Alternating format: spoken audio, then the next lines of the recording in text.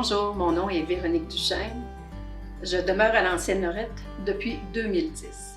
Lorsque j'ai pris ma retraite en 2011, j'avais besoin de faire du bénévolat. J'avais besoin de m'impliquer dans quelque chose. Puis c'est là que j'ai appris qu'il existait un organisme à l'Ancienne Lorette qui s'appelait Apprentis de la couture.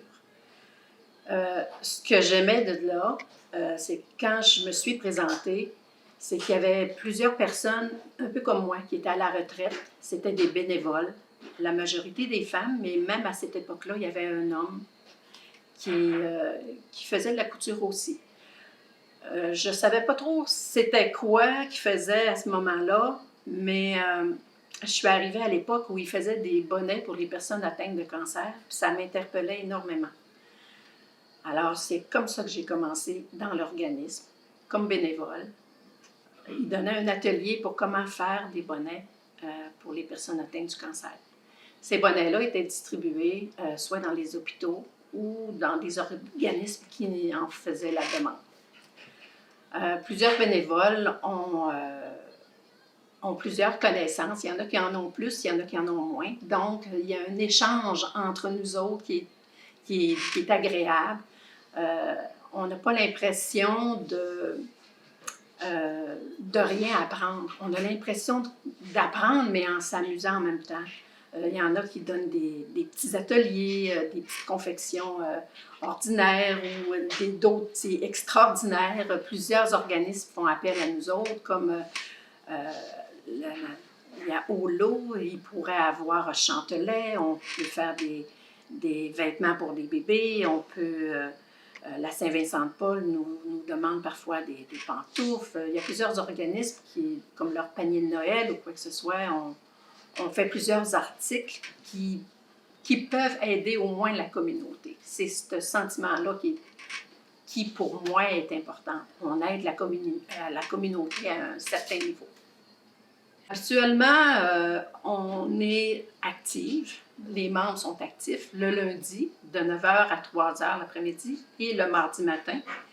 Quand il y a certains projets qui ont besoin de dates limites ou quoi que ce soit, on peut réouvrir le local pendant d'autres périodes durant la semaine. Je donne un exemple. Lors de la pandémie, même si les locaux étaient fermés, on a demandé une permission spéciale à la ville pour pouvoir venir coudre des masques qu'on a distribués dans la communauté. On en a fait plus de 200 et quelques qui a été distribué dans différentes maisons pour aînés et ainsi de suite. Il y a des bénévoles qui vivent seuls. Donc, pour eux, c'est une façon de venir échanger. Moi, c'est bien d'être à la maison, d'avoir des activités à la maison, mais même si tu es à la retraite, avoir des activités à l'extérieur de la maison, c'est important.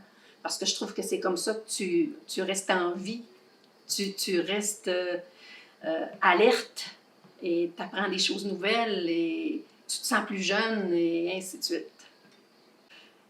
Moi, j'invite les gens qui ont envie d'apprendre encore ou de partager leur expérience en couture, de communiquer avec nous. Si vous avez envie de faire du bénévolat, on est une équipe formidable. Je trouve qu'on est des personnes... on n'est pas obligé nécessairement. On aime ça venir ici, mais on ne se sent pas obligé de venir. On aime ça s'impliquer. Gênez-vous surtout pas à communiquer avec une d'entre nous. Ça va nous faire plaisir de vous accueillir, de vous faire visiter notre super de beau local que la ville nous a fait. On est tellement bien maintenant. C'est un local lumineux. C'est vraiment une ambiance accueillante. C'est plaisant de venir y travailler.